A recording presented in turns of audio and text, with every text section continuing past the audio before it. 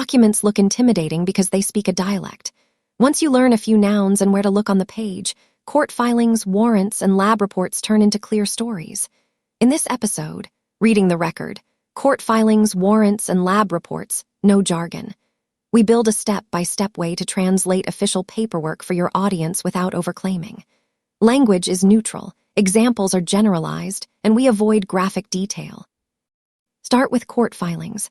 Most systems separate filings into pleadings, what parties ask the court to do, motions, specific requests, orders what judges decide, and exhibits evidence attached. To read any filing, use the four corners method. 1 caption, 2 posture, 3 ask, 4 support. Caption tells you who, where, and case number. Posture tells you where in the process you are, pre-charge, pre-trial, trial, appeal. Ask is the specific relief sought. Support is the facts and law cited. Do not assume that facts in a motion are accepted truth. They are claims unless an order says otherwise. Practical drill for any motion. Page 1, highlight the caption and title, this sets the lane. Paragraph 1 or 2 usually states the ask, suppress evidence, change venue, continue a date, dismiss counts. Skim headings to see the structure. Then read the judge's order if present before you dive back into the motion. The order tells you what mattered. When reporting, label clearly. According to a defense motion filed on date versus the court ordered on date. Rounding those together is how misinformation starts. Dockets are the table of contents for a case. Each entry has a date, a short description, and sometimes a link to the document. Reading a docket chronologically helps you avoid cherry-picking. Note sealed items, they exist but are not public. Note minute orders, short summaries of hearings. When you cite a docket, give the entry number and date so listeners can locate it later if they wish. Warrants come next. A search warrant package usually has application, what the officer asks for, affidavit, sworn facts supporting probable cause, warrant, judge's authorization describing the place to search and items to seize, and return inventory, what was actually taken. 3 anchors keep you honest. Probable cause, why the search may find evidence, particularity, what exactly may be searched and seized, and scope, where the search can logically go. If you read an affidavit, remember it presents one side, at a point in time, often with some redactions. Later facts can add context. How to read a warrant without overreach. Start with dates. When was the affidavit sworn, the warrant signed, and the return filed? Time matters for staleness and for aligning with other events. Next, map the scope, address or device, and the categories of items, e.g., documents relating to X between dates. If the warrant is for a phone or cloud account, note any protocol for how data will be filtered. Some jurisdictions require search methods that reduce exposure to irrelevant data. When you report what was seized, stick to the inventory terms. Avoid guessing what a label means until a later filing or hearing clarifies it. Subpoenas and orders for records are cousins of warrants. They compel production of documents or data, but do not authorize entry. They can be narrower, one user's IP logs, or broad business records for a period. Treat them as requests that may be negotiated or challenged. If you see protective order, it governs who may see produced material and how it is used. Respect that boundary in your coverage. Laboratory reports look technical but follow a spine. They state who requested the test, what was received, item description and condition, what methods were used, what controls and standards were run, the results, and the interpretation with limitations. Read in that order. Item description and chain of custody tell you whether the right thing was tested and how it traveled. Methods and controls tell you whether the lab did what it says it did and whether the run behaved. Results tell you measurements. Interpretation tells you what those measurements mean in plain language. Common DNA terms, translated. Partial profile means not every expected genetic marker was detected. Results have less discrimination power. Mixture means DNA from more than one person. Labs use statistics to estimate how likely the observed profile would be if someone were or were not a contributor. Stochastic effects, or dropout, mean alleles may be missing in low template samples. LOD/LOQ are limits of detection/quantitation, thresholds below which measurements are unreliable. A good report will spell out these limits and whether results meet them. Avoid saying matched without quoting the lab's own conclusion, e.g., Cannot be excluded as a contributor with a likelihood ratio. Toxicology in 2 sentences. Screens cast a wide net and can trigger false positives. Confirmations use more specific instruments, like GCMS or LCMS, to identify and quantify.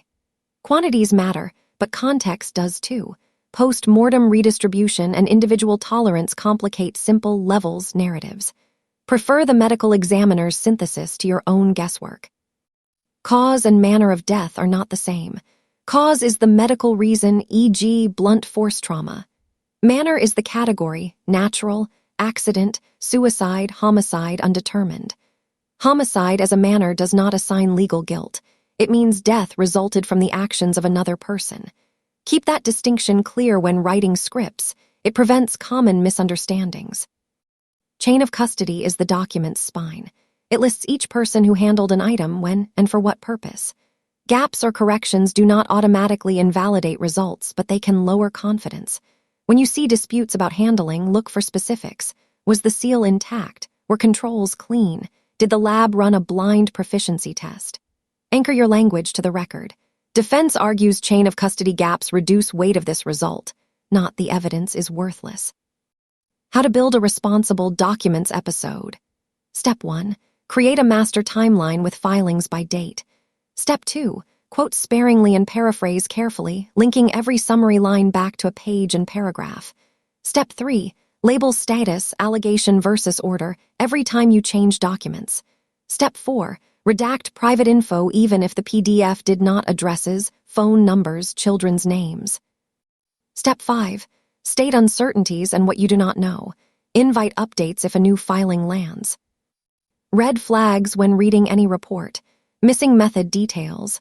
No controls documented. Dates that do not line up. Conclusions in the executive summary that overstate the results section. Heavy reliance on screenshots without original files. Charts with axes that exaggerate effects. When you see these, slow down and look for corroboration elsewhere in the file or docket. A glossary to keep handy. Affidavit, sworn statement of facts. Probable cause, reasonable grounds to believe evidence will be found. Particularity, specificity of place items to be searched. Motion in limine, request to limit what evidence the jury hears. Continuance, postponement. Stipulation, agreement between parties.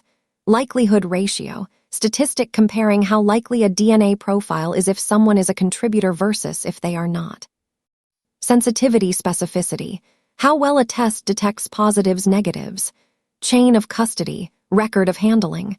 Return, inventory of items seized under a warrant. Ethics of publication. Even if a document is public, you are responsible for what you amplify.